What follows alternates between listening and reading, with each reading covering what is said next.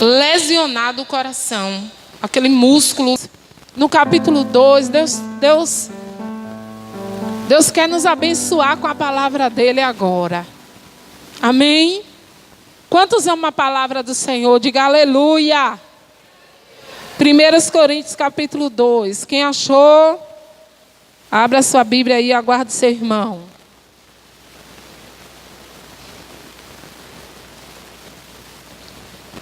Eu quero falar com você hoje sobre intimidade, conhecimento de Deus.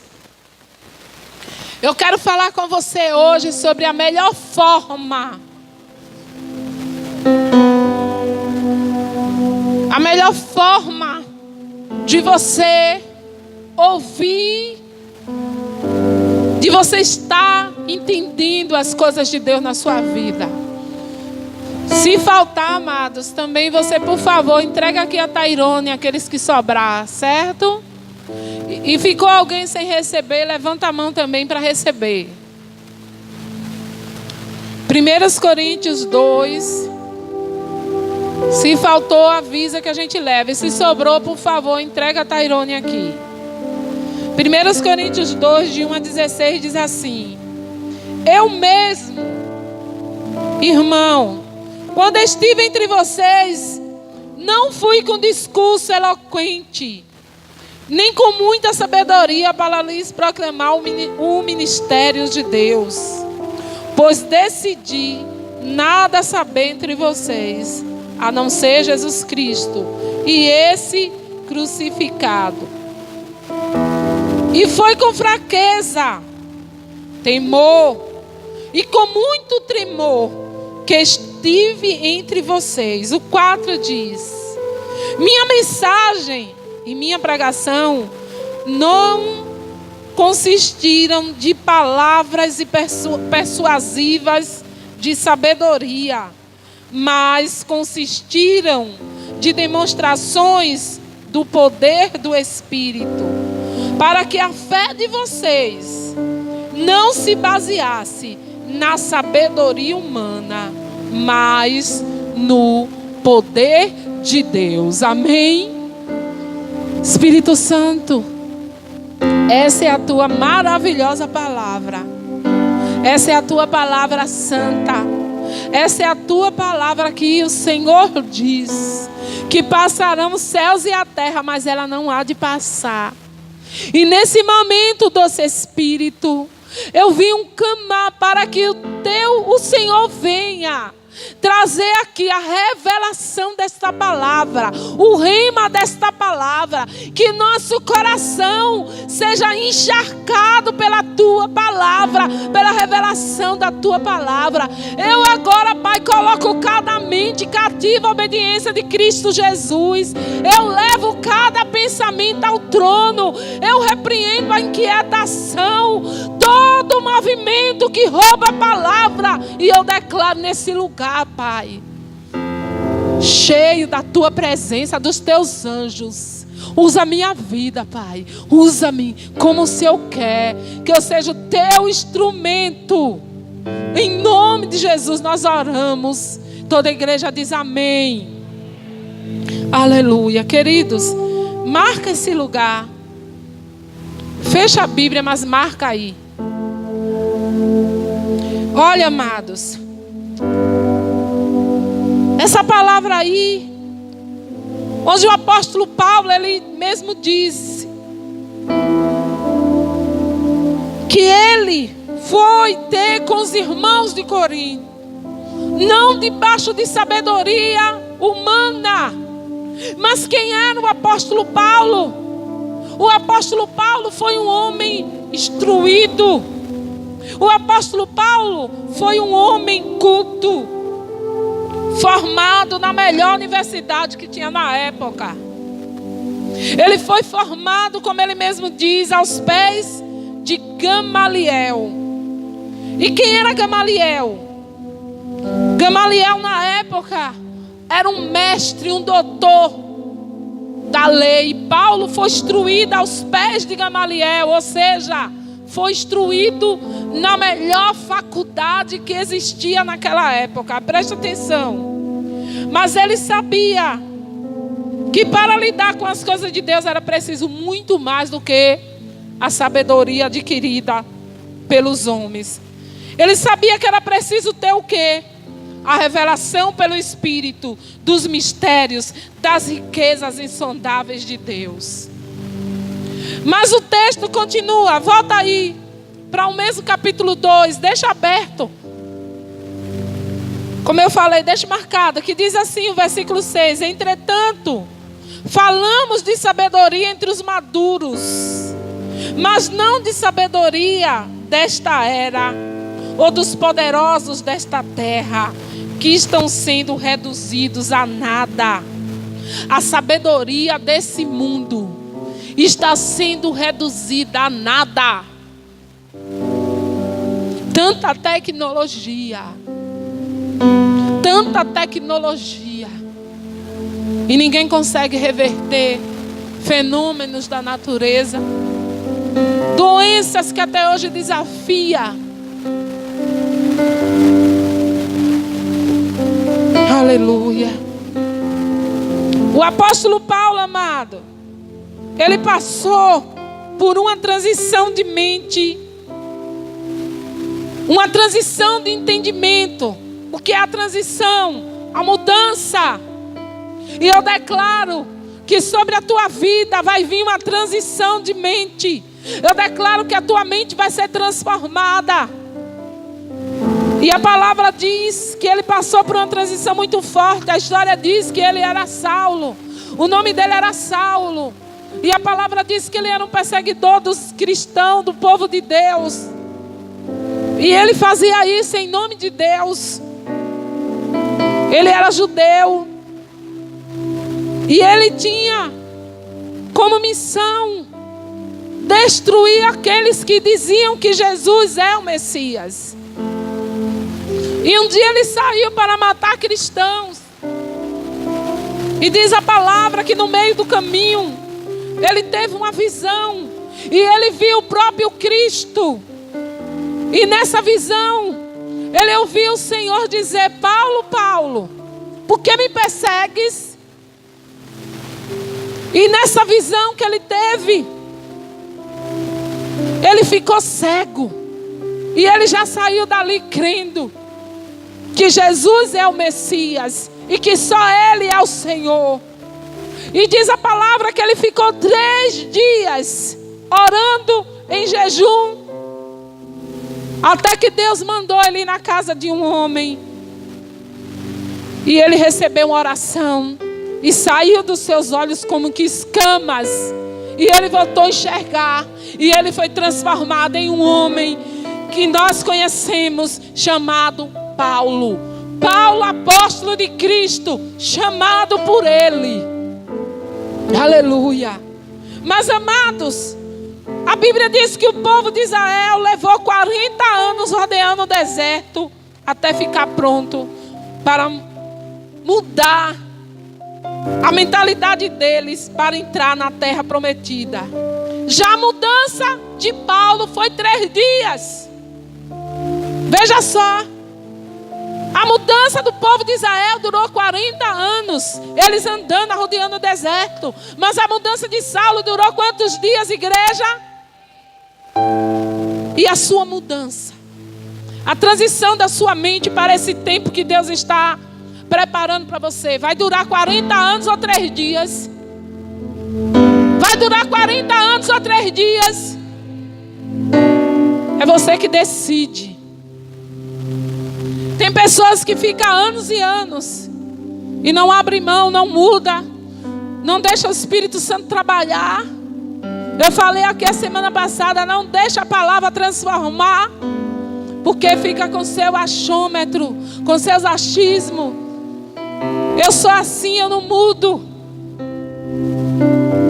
Mas o apóstolo Paulo, ele se rendeu. Ele abriu o coração. O povo de Israel, eles saíram do Egito, mas o Egito continuou dentro deles. E assim somos muitos de nós. Saímos do mundo, mas continuamos com as coisas do mundo. E as coisas do mundo, muitas vezes, que nós achamos que é o quê? Ah, pastor, eu não bebo, eu não fumo, eu não estou indo para a balada, eu não estou praticando vício, eu não estou me prostituindo. Mas não é só isso que o mundo tem, amados. Mas vamos mais para frente que você vai entender. Todos nós também precisamos de ter essa transição de mente, de entendimento, para nos tornarmos maduros. O apóstolo Paulo disse que ele foi falar para crentes maduros.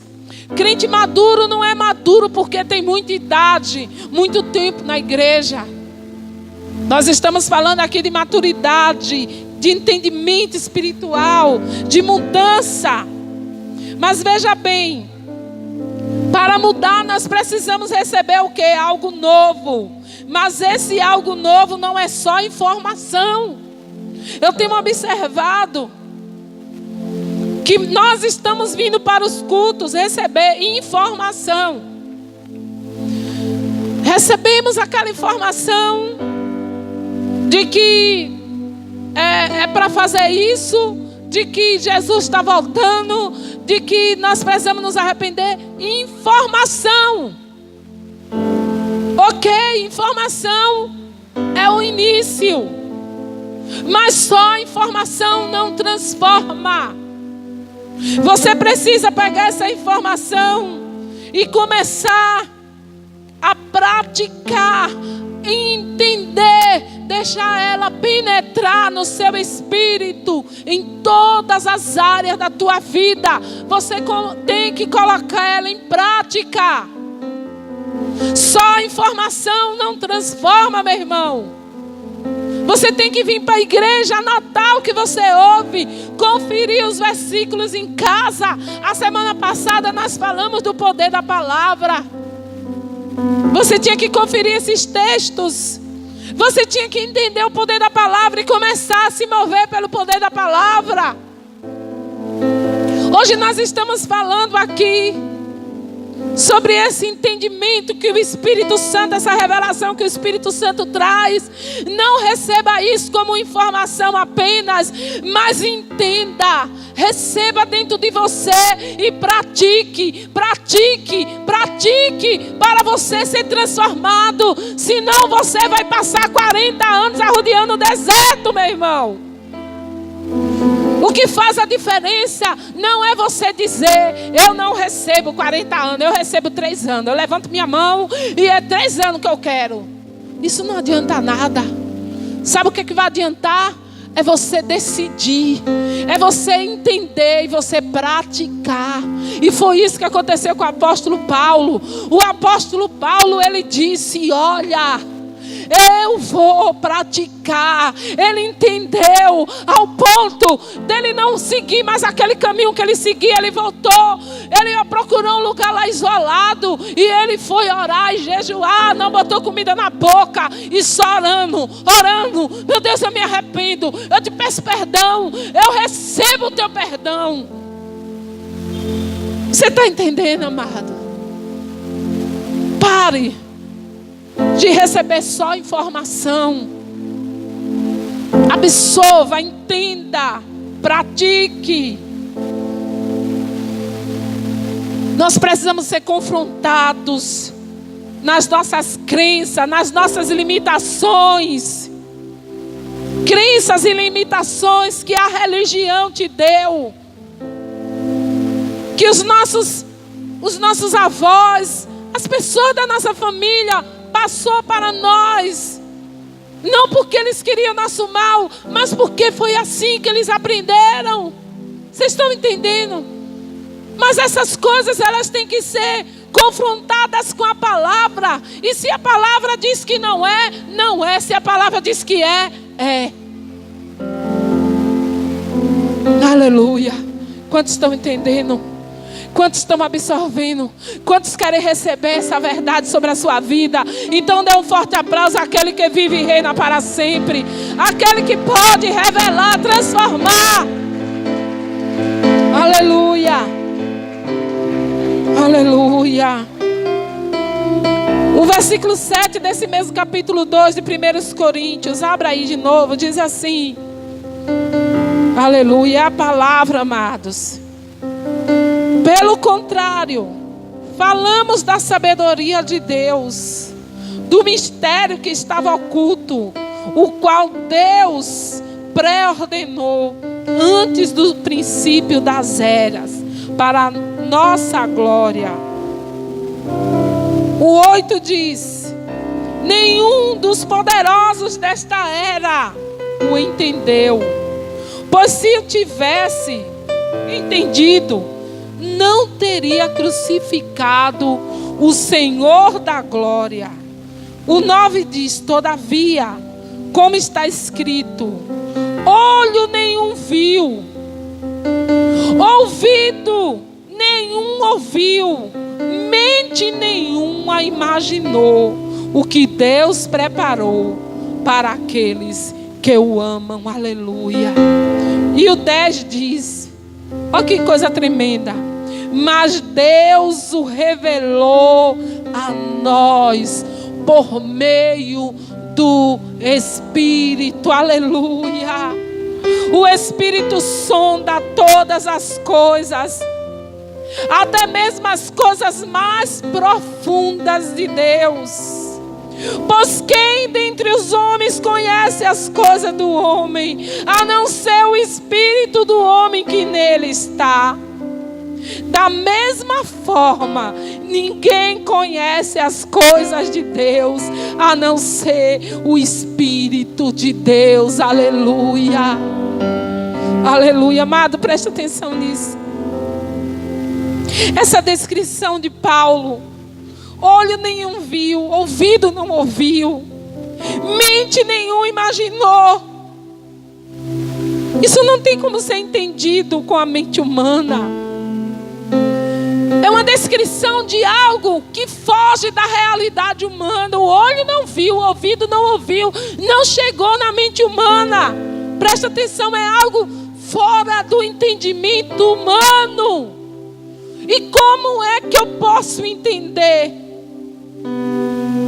Não tem como ser entendida com a nossa mente humana. Essa descrição também nos mostra que Deus tem muitas coisas poderosas. Deus tem muitas coisas grandiosas para te revelar. Você pode entender isso? Pare aí, entenda isso. Deus tem muitas coisas para te revelar, meu irmão. Deus tem mistérios. Deus tem coisas grandiosas para te revelar. Ei, meu irmão, você está ouvindo isso? Deus tem coisas poderosas, ocultas, que Ele quer revelar para o seu povo. Coisas grandes. Aleluia. E a palavra aí revela que só há um que pode fazer isso, que é o Espírito Santo, porque Ele penetra no íntimo de Deus, conhece o profundo de Deus. Aleluia. O Espírito Santo conhece o profundo de Deus. Agora veja que coisa gloriosa. Aí no versículo 12 desse mesmo capítulo, versículo 12, você que está acompanhando, diz assim: nós, porém, não recebemos o Espírito do mundo, mas o Espírito procedente de Deus, para que entendamos as coisas que Deus nos tem dado gratuitamente. Amados, escute. Você que tem uma aliança, que se decidiu, que um dia fez uma aliança com Cristo, você tem algo poderoso dentro de você. Esse Espírito Santo, o Espírito procedente de Deus, aquele Espírito que habita em Deus, que sonda, o único que vai nas profundezas do coração de Deus, que penetra, que vê o que Ele pensa, o que Ele sente. Esse mesmo Espírito, oh aleluia, Ele mora dentro de você. Ele mora dentro de você. Ele mora dentro de você. Ele mora dentro de você. Ele habita dentro de você. Aleluia. O que coisa gloriosa é a palavra que está dizendo. Ele sonda o íntimo de Deus, a poderosa mente de Deus. Ele habita em mim, Ele habita em todos aqueles que aceitaram a Jesus, todos aqueles que fizeram compromisso com Ele. Amados, você pode ser uma pessoa aqui na terra que talvez você diga: ah, pastora, ninguém olha para mim. Ok, você já tem o mais importante morando dentro de você, que é o Espírito Santo, amado. O Espírito Santo, Ele sonda as profundezas de Deus. Esse Espírito, o Espírito Santo de Deus, Ele vem e Ele traz até você essa revelação.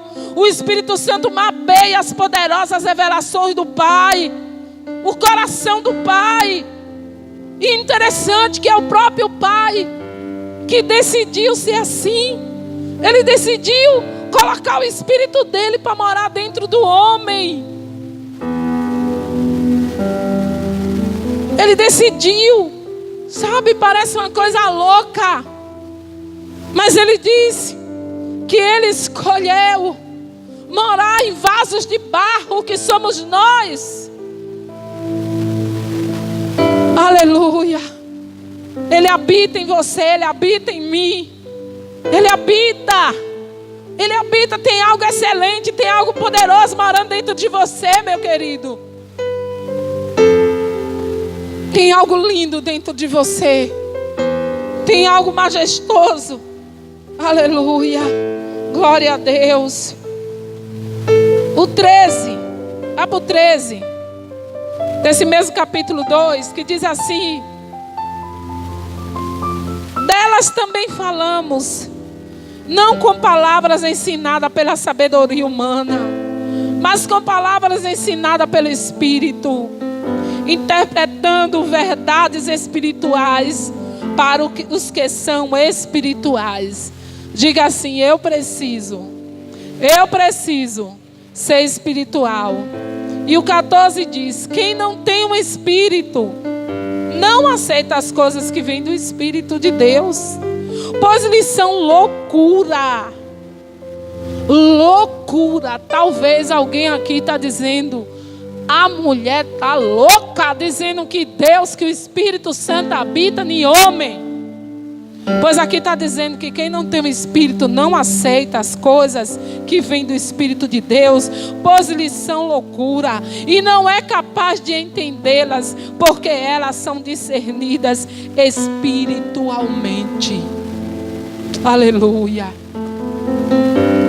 Aleluia. As coisas de Deus, olhem para mim, entenda isso. As coisas de Deus, elas não são discernidas aqui com essa mente humana, não. As coisas de Deus, elas são discernidas pelo Espírito. Vocês estão entendendo? Vocês estão ouvindo? Vocês estão entendendo? Não discirna as coisas de Deus com a mente, com a lógica humana. O que você pode discernir com a lógica humana é a matemática, é a ciência. O que você pode discernir com a lógica humana é a física. Obrigado, meu filho. Você não pode discernir as coisas de Deus. As coisas espirituais se discernem pelo espiritual.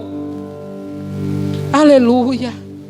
Amados, mas tem muita gente que está ignorando essa verdade. Tem muita gente que está querendo entender as coisas de Deus com a mente lógica humana e tem ficado confuso. Escute o que eu vou dizer a você. Essa é a geração dos confusos.